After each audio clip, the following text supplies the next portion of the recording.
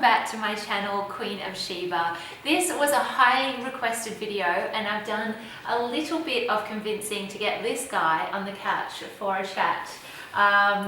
We had lots of messages after I did the Q&A video to do a husband tag video. Now this is going to be our version of a husband tag video. I did have a look at some of the questions in the typical husband tag video scenario, and we just felt that we wanted to kind of do our own version. So are you going to feel comfortable doing this video? Am I going to get grief? No. Post the video, Phil? No, you won't get any grief. Just get on with it. Are you happy to be here today, Phil? I'm ecstatic.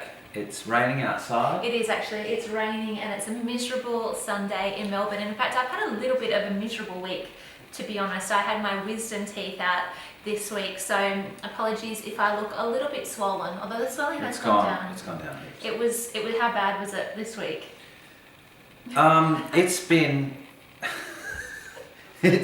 very bad. It still hurts to laugh. No, it's been quite bad.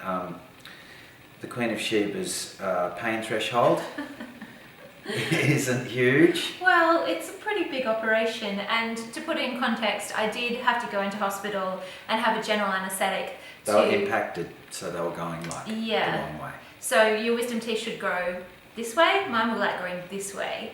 And I should have had them out probably 10 years ago, but I was just too much of a wuss to get it done. So I left it too long and yeah, went into hospital, had them out. It was okay, it wasn't too extreme, but I think kind of the pain 3 days after the fact, it kind of, I don't know, it's quite sore at the moment because I had to like chisel into my jaw. And I played it down big time before she went into the operation because she's very much the kind of person that will go on to YouTube and look at the procedure done. And I did that after I had it done. Thank goodness I didn't see it beforehand because there's no way I would have done it. If you really want to freak yourself out, just like type into your little search engine. Don't do it. Wisdom teeth extraction. No. So anyway, Have you got your list of questions? I do have a list of questions. Well, not really questions, more just sort of topics. And so I thought instead of just doing, the standard questions, we could just talk about some topics and just like we're on the couch having a chat. Of course, we're joined by David Bowie and Prince Harry, who just have to be on our lap wherever we are. So yeah, we'll see how they go. I thought you looked like a movie star. A movie star. And I told you so. You did tell me actually. Yeah. And also, I did say to the guys in my band at the time, as we were leaving, one day I will marry a girl like that. And you did. I did. You did. Well, my first impressions of you were, I don't know, I knew that you were a really good person. You just had like this, always say this, and I sound like a hippie saying it, but it is true. Phil, Harry, you right there? You're hiding behind me?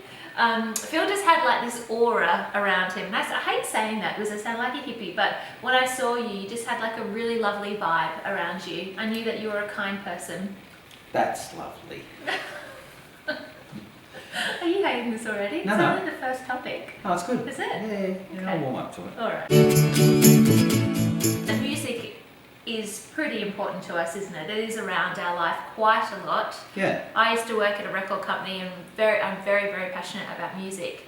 And Phil, I can't play anything and I can't sing, but I love music. And Phil is obviously a musician, so you are around music pretty much 24/7. Yeah. Yeah. The truth be known, my first love is acting and sort of the performing arts in general is something that I've always been very, very passionate about. But yeah, for me, first hearing, I think it was The Police, a single called Roxanne. Yeah. I think that was my first single I ever bought. And How old were you? I would have been 1979, so I would have been 16, 15. I wasn't born. Yeah, well, that's good for me. Not so good for me later on. Yeah, well, whatever. We live for the now. We do live We for live the in now. the moment. We live for the now. Unless you, in case you can't tell, Phil is a little bit older than me. Maybe guess. That would be fun. No, don't. Let's not have a. Really? No, let's not have a YouTube guessing game of how old Phil is. No, let's Or not do maybe, that. what if they guess how many years apart we are? Yeah, okay. The that's age gap. Yeah, the age Leave a gap. comment below and let us know what you think the age gap Yeah. of Phil and I is. And then I'll tell you in my next video. Yeah. So, yeah, Jimi Hendrix, the Rolling Stones, the Beatles, Bob Dylan, Fleetwood Mac. Fleetwood Mac. Fleetwood Mac is my favourite. Yeah. My absolute favourite band, I reckon. And then we have a mutual band that we both love that I was really surprised that Ange would really love, and that's ELO. ELO, oh my gosh. Strings and Beatlesque Oh. harmonies and melodies and Jeff Lynne. English pop. English kind of, pop music I love. And when I first heard ELO, I was driving along the car and I had this, do you remember what song it was? Because I rang you and I was like, what is this song? And I had to... It was Telephone Line. Telephone Line. And so I started like singing it to Phil, like, what is this song? He's like, are you kidding? That's ELO. Like, I can't believe you love this. I love ELO. And we were having like this freak out. Actually, the same thing happened with David Bowie when I first heard Life on Mars. Life on Mars. And Phil had his own, I was driving Phil's car this particular evening and I heard Life on Mars play. It must have been like one of the last songs you were listening to. And I must have hit repeat like 5 times because I was like, this song is like an anthem. For some of the younger viewers, if you haven't heard Life on Mars by David Bowie, go on YouTube it and iTunes it, whatever.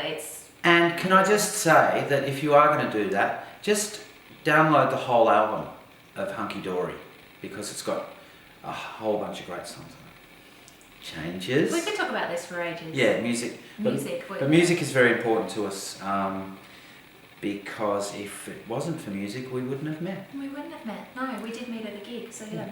That said though, I mean, you can also like things that you like and maybe the other person... Right, yeah, there's some music that you love that I'm like, really? Yeah, but that's fine Because too. you like hard rock sometimes. Oh yes, Led Zeppelin, Black Sabbath, And I don't Deep get that. Purple, But that's cool. some Metallica. I just don't connect with that at all. I need...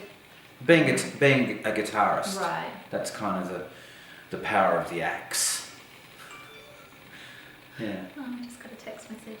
But Ange is more of a Ben Folds 5 kind of Well... geek pop sort of thing. I don't know if I'm geek pop, but you know what? It's melody and lyrics. If you've got a great melody and it's a catchy tune, Yeah. I think that's why I'm so much into like English kind of pop music because catchy and great lyrics and a love song. Come on, I'm a sucker for a love song. Exactly.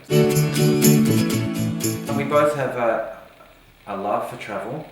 What do you reckon our favourite trip would be that we've done together? Hawaii. Hawaii was pretty cool. Yeah, I was born in Hawaii, so going back there is like going home. And I've got a real connection to that place. When were we in Hawaii? Last year. October last year? Yeah. Yeah, Hawaii, that was amazing. I mean, I had been to Hawaii before. Phil has obviously been there quite a lot, but it was our first time going there together.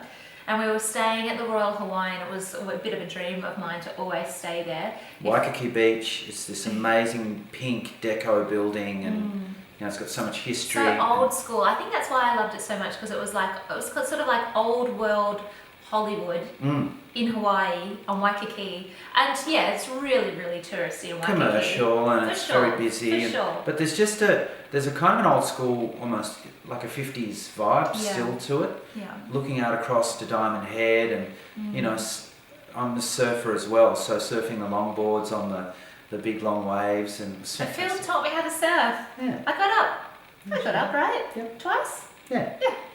I mean, you helped me, you had to push me onto the wave, but it was, that was really fun. I loved Hawaii, but I loved probably the first time we went to New York as well, together. Oh. That was, because Phil had lived in New York for a little bit, 10, 15 years ago. Yeah. Yeah, so, and it was like his first time back there in such a long time, and I had never been. I just had like fantasized about New York from, Sex and the City and movies and all that sort of stuff. And so when we like got there, and just to see those buildings and those lights in Times Square and Central Park, and oh my gosh, for the first time, it's like it takes your breath away. It's amazing. And you know what I love about New York is the energy of New York. Yeah. There really is nothing that you can't dream in New York, just like the sun. But It is corny, but there's a vibe. There's a vibe, and there's a different culture to the way people are over there to here.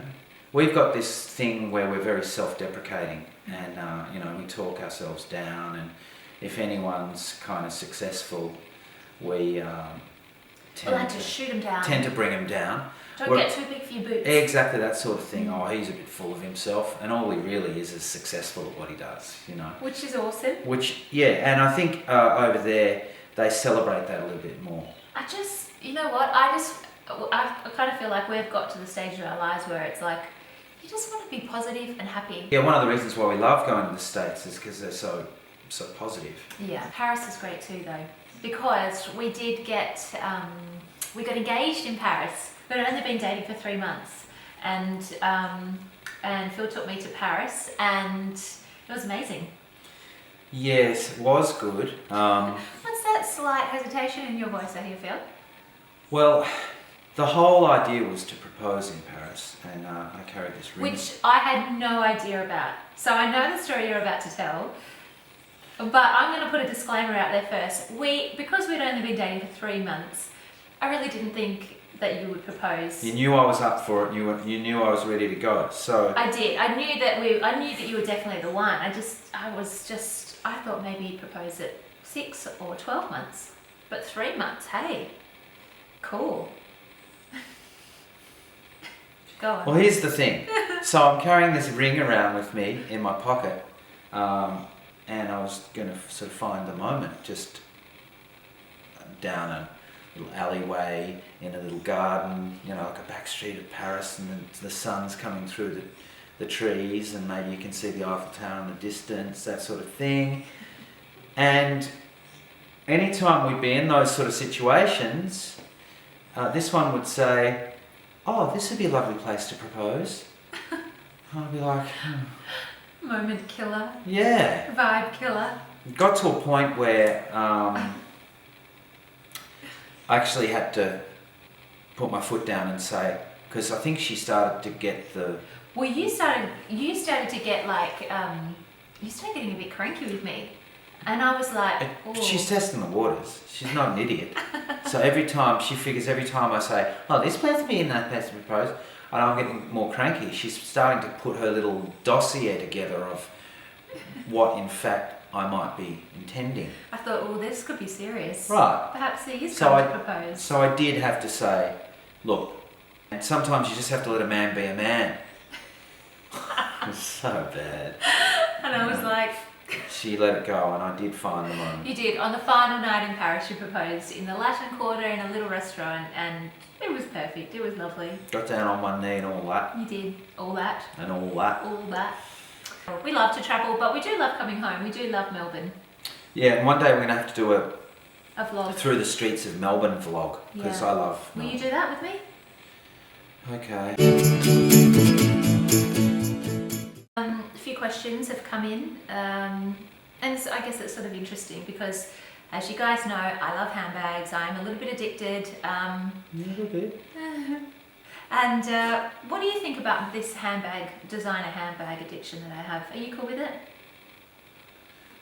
Isn't that funny? Body language almost went like, yes, I'm really cool with it. Look,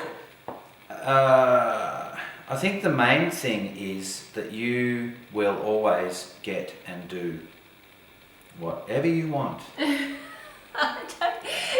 say it like that. That sounds like a... No, it's a passion. No, it's a passion, and it's kind of similar to my passion for guitars. There's no guitar that costs too much. I only ever buy a handbag when I reward myself for certain things. So I'll have goals and milestones that I want to achieve, and I think, well, if I get that client or I land this particular deal, like for work, then I'll reward myself with a nice handbag. So the next handbag on my list is a Chanel GST, the Grand Shopping Tote, and but I could go out and buy it tomorrow if I really wanted to. I could do that, but I don't really want to do that.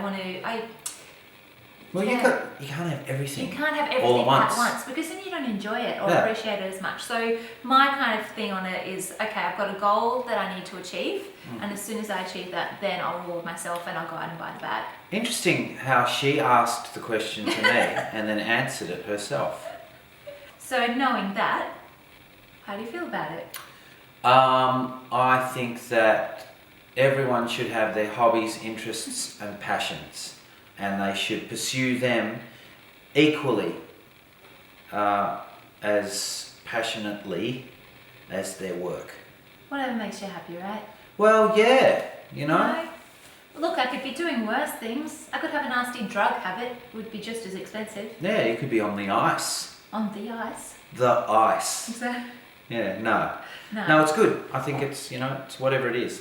If You're very patient, I gotta say about it. You know, you never tell me what I can and can't do. because there are bigger things in life to be worried about than stuff like that. Really, honestly, Yeah. big deal.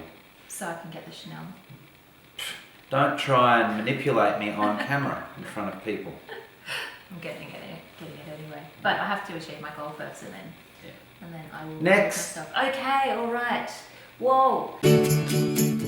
Yum cha, walk in the streets. What do they call in America? Dim sum. Dim sum.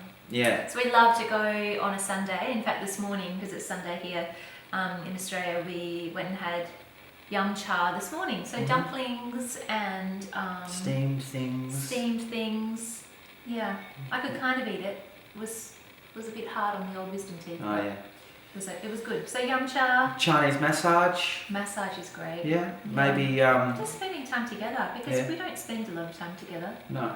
I'm pretty busy at work throughout the week, and Phil is usually away on tour, so it's kind of nice to have some us time. Mm-hmm.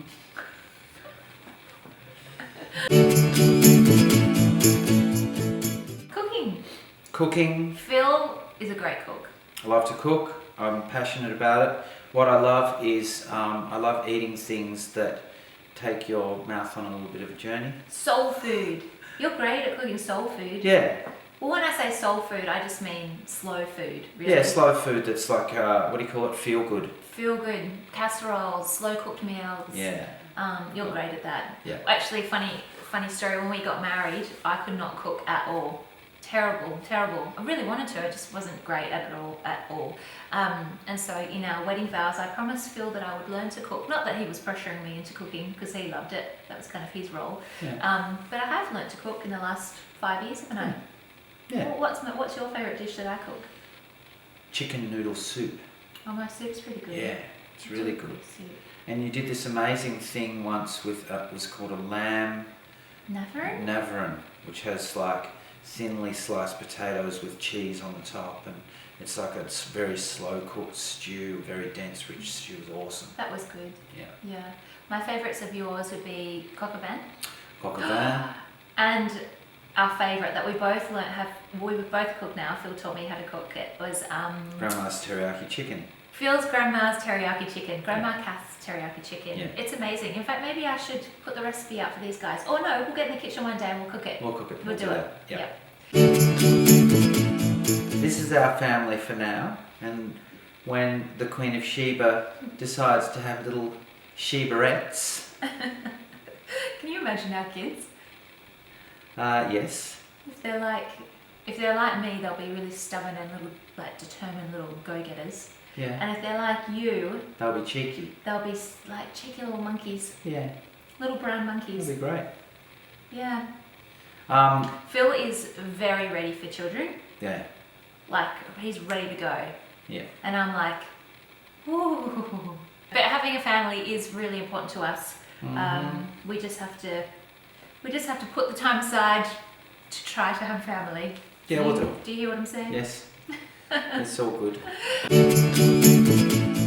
I guess the thing that a lot of people talk about is, you know, don't live your work, you know, work to live. But we work in... Yeah, I don't agree with that. Well, I mean, I can understand if you're working in something that's sort of you're not that passionate about. Right. Right? But you and I both have jobs that we love to do, Yeah. right? Well, it's kind of like when people say, you know, you've really got to have that work-life balance. And I don't really agree with that. I think it's just life. You know, if you love what you do, and we're very fortunate that we have strived to do what we love. Yeah. It's not work-life balance. It's just life. Yeah, You know, yeah. like, and you should just get out of bed every day and just enjoy life. You know. Yeah. I do understand what they're saying, because some people Sure. get so obsessed that they just never take the time to stop and, you know, smell the coffee and stop and smell the roses and realise how great things are. Do you see he's looking at me like when he says Yeah. that? No, I do. I get obsessed with my work, but that's only because I love it and I love seeing, you know, the things that we do help other people and help brands and businesses and obviously marrying me. Yeah, that was an absolute highlight. Happiest day of my life. That was 7 years ago then. Yeah. What was that? Happiest day of your life? Yeah. That's nice. Yeah. Getting our pups. These little guys. Who are just so chilled out right now. Look at Harry giving full leg spread. I think just remaining busy and employed and creative in my work as a musician, guitarist. Yeah. Being self-employed is pretty incredible in itself. It's challenging, and you've got to keep pushing yourself and all of that stuff. Recently I've scored a great gig with one of Australia's finest songwriters, singer, musicians, a guy called James Rain, and he's a legend. He is a good legend. bloke Actually, you guys should Google James Rain and go to iTunes and check out some of his stuff. So that's been a real highlight. Do you know what? It has been a highlight for you, because I've never seen you happier when you're on stage with James. I am living the dream with that one, because I'm kind of essentially a rock and roll guitarist. I can play a lot of different styles, but I think that's the one that I just feel the most expressive. So gigs and careers all going good. You know, highlight for me is probably buying this house. Oh yeah. That was a huge goal that we kind of ticked off. We were living in a place called Elwood in Melbourne, which we absolutely love. In a funky little apartment that we did up. We and renovated, yeah. and it's Art Deco, and it's beautiful. But it's just too small. It was 2 bedrooms, and we had these 2 little guys running around going crazy. But one of the Queen of Sheba's passions as well is looking at real estate. I am obsessed with real estate. Oh my gosh. So she'd be sitting there on her iPad, just looking at the local areas and the, you know, value of places. When I can't sleep, that's all I do is just look at real estate. Love it. Doesn't even have to be real estate in Melbourne. I'll look at like apartments in Paris or New York. I'd love to get into real estate. So you were sitting there one night and found this place. Yeah. And we actually put an offer in and we got it before auction, which is great. But you know, it was really funny because the first time we came and saw this house, I get very emotionally attached to most things. And so we walked in and I was like, oh wow, this place is amazing. This is perfect for us. She does get emotionally attached to just about everything straight off. And she can soon go lukewarm on things. But but when we walked in, I said, no, we've got to have this place. And you're usually like negative Nancy on these sort of things. Yeah. And we'll pick out the faults, and that's why we kind of work so well together, the yin and yang. Yeah. And Phil was like, oh no, we've got to make this happen. So we just made it happen. We kept our old apartment, we've rented that out, which is great. And I kind of just always want to keep that, sort of sentimental. Yeah. It was our first place that we purchased together. And but yeah, I think we'll be here for a while. Yeah, it's a great spot. We want to build up, don't we? We've got 5 bedrooms here, we don't really need to, but it'd be kind of fun to build up. Yeah. What about some of your highlights? Definitely starting my own business. That's a huge one for me. That's definitely the highlight. Buying this house. And recently, I guess, starting my YouTube channel. Oh yeah. It's just been really fun. I'm having a ball. You guys are awesome. Yeah. Yeah. In my work as a musician, I feel like I'm kind of slightly anxious the whole time. And I guess it's like, I sometimes can't tell whether it's anxiety or nervousness or excitement, you know. But really at the end of the day for me, if I'm sort of nervous or anxious about a gig, it's usually because I think there's things I could have worked on or should have worked on a little harder before I went on stage, things I'm a little bit uncertain about. Right. So what I do to kind of avoid that or try and get on top of that is practice and practice and practice and practice. Preparation. But you know what, on that anxiety thing, I think it's okay. It just means that you care. You just want to do a great job. Oh, completely. But I think sometimes where you put your energies into, you can feed that anxiety beast, or you can just refocus those energies on, well, okay, I'm just going to make it great. Right. Do you know what I mean? Well, yeah. Rather than worrying about which things are going to go wrong. Right. That's your experience with anxiety. Mine's a little bit different. I have experienced anxiety from a very, very young age. I think I'm just quite a nervous person at the heart of who I am. But I go out and I'm a publicist and I own my own business, so I kind of have to put on a different hat. And when I'm in work mode, I don't get anxious at all. I just don't. I just go into a different mode, I think. But when it's kind of on a social level and I'm not working, that's when I get anxious, which is crazy. If we have people coming over for lunch or a dinner or a party at our house, I get really, really anxious about it, really anxious. If I have to travel on my own, I get quite anxious as well. But that's getting better. It is You're getting a lot better at it. Yeah, it used to be quite bad, where I'd kind of just want to be a bit of a hermit, which wasn't cool. And you'd kind of get so worked up that you'd get stomach ulcers, or you wouldn't want to go outside, which is so insane. Well, this is why we're a good team, because I just am not that. You're not at all. No. It's like, you have helped me a lot though with the anxiety thing, kind of just calming me down, and so you just need someone to listen to you, you know?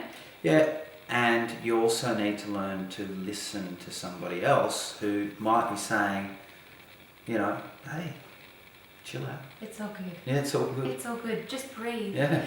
Usually for me, my coping kind of thing is get out of that environment. Get out of that environment. Just even if it's 5 minutes, because anxiety attacks only really last for 20 minutes. Is that a stat? It's a stat. Oh. That's a stat, and it's true. When I go for a walk. Yeah, when I go into that kind of mode of freaking out and crying and carrying on and just can't get out of my head, just get out of the kitchen or get out of wherever you are that's causing you that anxiety, and go for a walk. What are you doing, Tim? Just picking out the gunk from his eye. Joe, that's gross, Phil. Well, no, it's not gross. Well, it's it is. Gunk. Well, you can wash his face later. Anxious, Nina. See, anxious about the gunk in the Next eye. topic. Nina. No, seriously, stop it. It's grossing me out. Phil, stop. Enough. Stop. What about it? We've talked about it. It's awesome. Okay. There's a band called Future Islands that I really like, and they've got a song called Seasons Change, or just Seasons. I just love the song, and I think he's a great performer, and I don't know. Yeah, we're meant to talk about our future. The future? Oh, not Future Islands? No, not actually a band. Why always bring it back to music every single time? You know what I'm looking forward to? What? Holiday House. No, you know what I'm really looking forward to? My dressing room. Phil has finally... Well, I don't have to approve this, but it's been given the green flag. Phil has green lighted. I've always wanted an actual dressing room because I don't have enough wardrobe space, and it's getting a little bit ridiculous and out of So control. sort of walk-in roby sort of thing. Yeah, so we're converting one of our spare rooms to a dressing room. Yeah. So I will share this once we get going with an architect coming in next week, and kind of is he an architect? Is he an architect? Cabinet maker.